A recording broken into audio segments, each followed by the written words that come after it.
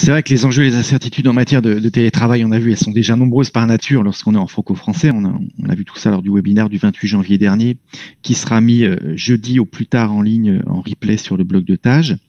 Mais ces enjeux et ces incertitudes, en réalité, on s'aperçoit que lorsqu'on ajoute une composante transnationale au télétravail, elles sont démultipliées. Pourquoi? Parce qu'on va rentrer dans la complexité de la mobilité internationale et ça va impacter profondément le droit du travail et, comme on l'a vu avec Nadia, le droit de la sécurité sociale, la fiscalité personnelle, la fiscalité des entreprises, le droit d'immigration. Donc on a tous ces paramètres qui font que même si le télétravail techniquement, évidemment, c'est tout à fait possible, il n'y a aucune barrière, juridiquement c'est possible également, mais il y a des complexités, des problématiques et des risques qui sont appréhendés de façon holistique.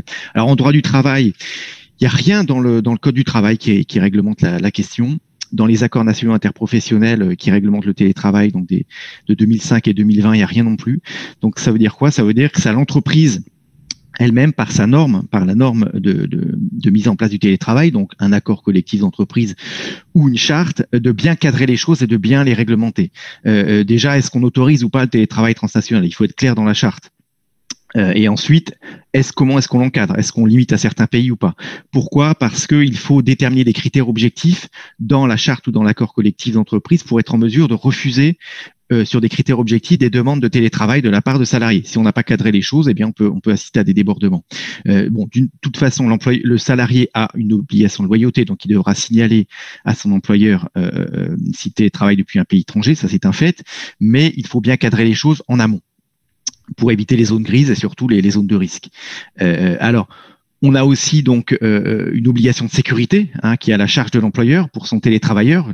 On a une obligation de sécurité générale envers ses salariés et le télétravailleur est concerné également. Ça veut dire quoi? Ça veut dire que déjà, il faut cadrer le périmètre géographique. On ne peut pas autoriser un salarié à faire du télétravail depuis un pays où il y a des risques politiques, des risques sanitaires, des risques climatiques, des risques sociaux. Donc là, il faudra être très clair sur le sujet. On va pas évidemment, on peut limiter aux pays limitrophes, mais aussi on peut être plus global et pourquoi pas mettre des critères objectifs qui permettent d'exclure de facto certains pays à certaines périodes données. Voilà, on n'est pas forcé d'exclure des pays définitivement. Autre problématique qu'il faudra prendre en compte dans ce cadrage, ce sera aussi la problématique des fuseaux horaires. Voilà, si jamais un salarié télétravaille depuis l'Australie alors que ses collègues télétravaillent depuis la France, il y aura aussi un souci et un risque psychologique. Si la personne doit se connecter toutes les nuits, forcément, ça va pas être possible au niveau psychosocial. Donc, il faudra déjà cadrer bien le périmètre géographique par des règles claires. Ensuite, il faudra aussi bien déterminer le cadre juridique dans lequel on va être en droit du travail pour pouvoir l'implémenter et je dirais avoir une situation qui correspond à la réalité. Alors déjà, on va passer à la slide suivante. Donc pour bien comprendre la situation, il faut déjà la qualifier en droit du travail. Donc est-ce que le télétravail depuis l'étranger, il a bien pour origine une demande du salarié? Parce que ça n'a rien à voir. Si la demande de télétravail à l'étranger provient de l'employeur, c'est-à-dire que c'est l'employeur qui envoie son salarié à l'étranger. Et là, on n'est pas du tout dans la même démarche, on n'est pas du tout dans les mêmes réglementations. Ça relève plutôt de l'expatriation, du détachement, ce qu'on appelle une localisation, c'est-à-dire qu'on transfère un salarié à l'étranger. Donc, le télétravail à l'étranger, il a pour origine principalement ici une demande du salarié. Et c'est dans ce contexte-là que s'inscrit le webinaire. Ensuite, il faudra s'assurer qui est son employeur. Est-ce que c'est une filiale locale finalement, ou est-ce que c'est l'employeur français qui reste en fait son employeur lorsque le salarié va télétravailler depuis l'étranger?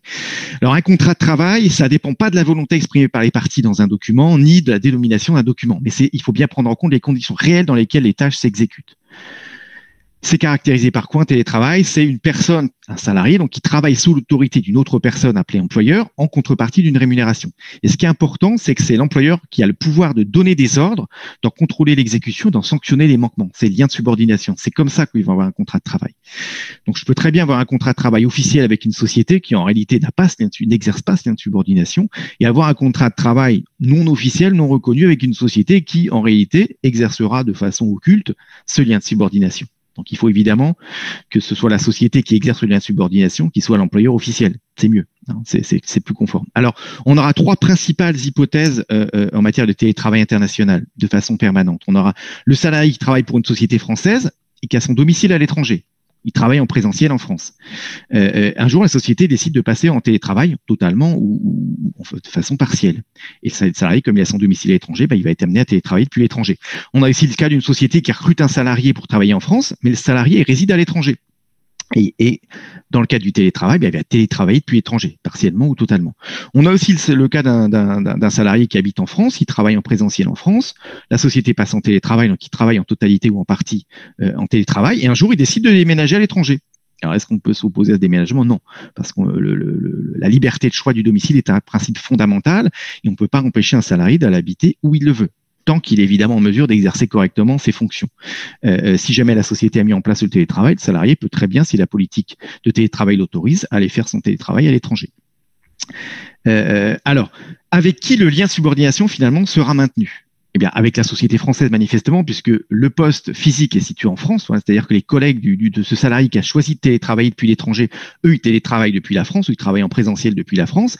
Le manager du salarié, il est toujours dans la société française, et c'est via ce manager que va s'exercer l'activité de contrôle et le cas échéant de sanction de la société envers le salarié. Donc le salarié, le lien de subordination, il va rester avec la société française, il ne sera pas avec une filiale locale. Donc déjà, le contrat de travail, normalement, devrait être avec la société française, être maintenu ou conclu avec la société française. Merci Eric. Donc effectivement, là on voit bien la situation. On est classiquement ce qu'on appelle en droit international privé face à des potentiels conflits de loi, puisque on va avoir un salarié qui va être en contact avec plusieurs systèmes juridiques. Et donc, quel est le droit applicable? Comment est-ce qu'on détermine justement la loi qui va régir le contrat? Alors ici, tout à fait, on est dans une situation classique de conflit de loi, et donc on a des outils, on a un outil juridique qui va nous permettre de trancher la question. Est-ce que c'est le droit du travail français qui continue de s'appliquer? Est-ce que c'est le droit du travail du pays étranger? Les deux. Donc, pour éviter évidemment le cumul de droits qui est jamais facile, on a un outil qui s'appelle le règlement Rome 1. C'est un outil européen, droit européen, du 17 juin 2008, qui s'applique donc en matière de loi applicable et notamment en matière de contrat de travail. Il va s'appliquer à la situation d'espèce puisqu'une des parties au contrat est française, c'est une société française, donc il y a bien un lien avec l'Union européenne. Alors, quels sont les principes de ce règlement Rome 1? Tout d'abord, le principe, c'est celui du choix de la loi applicable par les parties. Donc, on peut se dire, c'est simple, je vais choisir le droit français, expressément dans le contrat de travail, et ce sera bon. Alors, c'est pas suffisant parce qu'il y a un garde-fou quand même qui est dans le règlement Rome 1. Sinon, si on avait l'entière liberté de choisir une loi applicable à un contrat de travail, on pourrait choisir, même en France, des droits du travail qui sont plus souples pour l'employeur. Alors, la nuance importante, c'est que le choix de la loi applicable ne peut avoir pour résultat de priver le travailleur de la protection que lui assurent les dispositions impératives de la loi qui aurait été applicable à défaut de choix. C'est-à-dire que si je choisis un droit, il faut que je vérifie toujours s'il n'y a pas une loi qui sera applicable à défaut de choix. Parce que si c'est pas la même, je vais devoir respecter en plus de dispositions de la loi choisie, les dispositions impératives du droit du travail auxquelles je ne peux pas déroger. C'est-à-dire tout celles auxquelles je ne peux pas déroger par contrat. En droit français, par exemple, c'est 99% des dispositions. À défaut de, alors comment est-ce qu'on détermine cette loi applicable à défaut de choix? Bien, c'est simple. C'est la loi du lieu d'exécution du contrat de travail ou la loi du pays à partir duquel j'exécute mon contrat de travail. S'il y a deux pays, sans qu'il y en ait un à partir duquel j'exerce plus mes fonctions qu'un autre, un exemple, je travaille en présentiel en France et je télétravaille depuis l'étranger, j'ai pas un pays à partir duquel je travaille plus que l'autre. Eh bien, dans ces cas-là, s'il y a deux pays en concurrence, ce sera la loi du pays où est situé l'établissement qui a embauché le travailleur. Alors, une autre nuance aussi, s'il résulte de l'ensemble des circonstances que le contrat présente des liens plus étroits avec un autre pays, eh bien c'est la loi de cet autre pays qui s'applique. Alors on va prendre un exemple concret pour bien comprendre. Donc, en télétravail, on a deux situations principales. Le télétravailleur, la personne qui télétravaille en partie à l'étranger et qui travaille en présentiel en partie en France. Donc présentiel en France, télétravail à l'étranger. Alors ici, on considère qu'il ne travaillera pas plus à partir de la France qu'à partir du pays étranger. Donc, dans ces cas-là, ce sera la loi du pays où est située la société qui a embauché le travailleur. Donc, ici, ce sera la loi française. Donc, dans ce cas-là, c'est simple, c'est la loi française. Et il n'y aura pas plus de liens plus étroits avec le pays étranger. Donc, on sera vraiment droit français. Donc là, c'est facile. Là où ça se complique, c'est si le télétravailleur travaille intégralement depuis l'étranger, en télétravail. Là, le lieu d'exécution du contrat, ou le lieu à partir duquel il exécutera son contrat, ce sera le pays étranger. Donc, en principe, ce sera le droit du travail du pays étranger. On a vu qu'il y avait tout de même une nuance, c'est cette notion de lien plus étroit avec un autre pays. Ici, manifestement, on est en zone grise, mais on pourrait soutenir qu'il y a plus de liens avec la France, puisque le télétravail à l'étranger provient d'une demande du salarié. C'est le salarié qui a décidé de télétravailler depuis l'étranger. Mais on voit qu'il y a des liens très forts qui restent avec la France. L'employeur est français, le travail est effectué pour une société française et le poste est situé en France. Les collègues du télétravailleur télétravaillent depuis la France, travaillent possiblement en présentiel depuis la France. Donc on a un certain nombre d'éléments qui peuvent démontrer qu'il y a des liens plus étroits avec la France et se raccrocher au droit du travail français. Mais on est en zone grise quand même. Alors, Nadia évoquait aussi la situation de personnes qui vont télétravailler temporairement dans un autre pays. Pour ces personnes-là, c'est simple. La Convention de Rome est très claire. Lorsque je travaille temporairement dans un autre pays, eh bien, ça n'affecte pas la loi applicable à défaut de choix. Donc, pour eux, ça restera la loi du pays dans lequel ils télétravaillent de façon habituelle. Alors, donc, on a vu cette zone grise, une problématique de droit applicable lorsque je télétravaille exclusivement depuis l'étranger. Droit étranger, mais j'ai des arguments pour soutenir qu'en réalité, c'est le droit français. On aura également une zone grise parce que quoi qu'il arrive, lorsque je télétravaille depuis l'étranger, je devrais respecter les lois de police du pays étranger en matière de droit du travail. Qu'est-ce que c'est les lois de police? C'est des dispositions impératives dont le respect est jugé crucial par un pays pour la sauvegarde de ses intérêts publics, tels que l'organisation politique, sociale ou économique.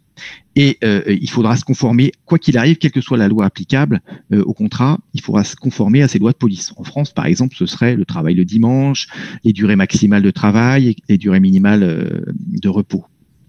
Alors là, il faudra s'y conformer. On est en zone grise aussi parce que, premièrement, l'employeur français va pas connaître, évidemment, le droit du travail étranger, donc il devra se renseigner pour appliquer et faire appliquer par son salarié ces dispositions, sachant qu'en télétravail, on sait que c'est quand même plus difficile de contrôler l'activité d'un salarié. Et surtout, cette notion de loi de police, elle est mouvante, c'est flou. C'est une notion qui est pas cadrée. Pourquoi? Parce que l'ordre public, il évolue avec les comportements de la société. Ce qui était d'ordre public hier n'est plus forcément aujourd'hui. Ce qui est d'ordre public aujourd'hui ne sera pas forcément demain. Donc ici, on est aussi en zone grise. Alors, un autre problème va se passer, c'est en cas de litige. Quel juge finalement pourrait être saisi? Est-ce que c'est le juge français ou c'est le juge du pays étranger? Là aussi, on a un outil européen, le règlement Bruxelles 1 bis. Qui pose les règles. Les règles sont assez similaires à la Convention de Rome. Ici, deux situations également. Si mon salarié a travaillé en présentiel en France et télétravaillé depuis l'étranger, là, ce sera le juge français qui sera exclusivement compétent parce que la personne aura travaillé dans deux pays. Et dans ces cas-là, c'est la loi du pays au sein duquel est situé l'employeur. Donc ici, ce sera le juge français. Là où ça se complique, c'est si le télétravailleur a travaillé exclusivement depuis l'étranger. Eh bien là, il a le choix. Soit il saisit le juge du pays étranger, parce que c'est l'État au sein duquel s'exerce le travail, soit il peut aussi saisir le juge français, lieu où est domicilié l'employeur français. Donc il aura le choix, juge français, juge étranger. Quel est l'intérêt de saisir le juge étranger, pourriez me dire? Si jamais je veux faire reconnaître l'application du droit du travail étranger, qui serait plus favorable. Ou alors, si jamais je veux j'estime que mon employeur a enfreint des règles d'ordre public étrangères, et dans ces cas-là, j'aurais plutôt intérêt à saisir le juge étranger. Voilà, donc on a vu ces problématiques de loi applicable et de juge en cas de litige. Alors on pourrait se poser la question sur la slide suivante, est-ce qu'il existe une solution alternative finalement au maintien du contrat de travail avec la société française, qui pose aussi des problèmes en matière de fiscalité? Alors a priori non. On pourrait se demander, mais si j'ai une filiale ou une société du groupe qui est dans le pays étranger d'où mon salarié télétravaille, est-ce que je peux pas le faire embaucher par cette société? Alors, a priori, ça correspond pas au cadre juridique. Donc, je peux le faire embaucher, soit je transfère son contrat de travail français ou je le romps et j'ai un contrat de travail exclusivement local, ou alors je suspends le contrat français et je conclus un contrat local. Ça va pas correspondre à la réalité a priori, puisqu'il n'y aura pas de lien de subordination avec cette société étrangère, puisque le salarié restera géré et travaillera pour la société française en réalité. Et ensuite, il n'y a pas d'activité qui sera faite pour cette société étrangère. Et normalement, le salaire continuera d'être payé, ça serait payé par la société étrangère, alors que le travail serait exécuté pour la société française. Est-ce qu'on peut aussi recourir au détachement intragroupe? C'est-à-dire que la société française détache le salarié au sein d'une société étrangère du groupe. Alors là, déjà, on aura un problème, c'est que le détachement, normalement, c'est temporaire. Or, le télétravail, c'est une situation permanente. Et ensuite, deuxième problème, c'est que normalement, le salarié doit être mis à disposition de la filiale. C'est-à-dire qu'il doit travailler à la fois pour son employeur français, mais aussi pour la filiale étrangère. Or ici, on sait qu'il n'y aura pas de lien avec la société française, avec la société étrangère. Donc ça correspond pas à cette situation-là. Après, en matière de mobilité internationale, rien n'est 100% carré, donc il faudra évidemment peser le pour et le contre. Mais a priori, le cadre juridique qui correspond plus à la situation, c'est un contrat de travail avec la société française qui s'exécute en partie ou en totalité en télétravail à l'étranger et éventuellement en partie en présentiel en France.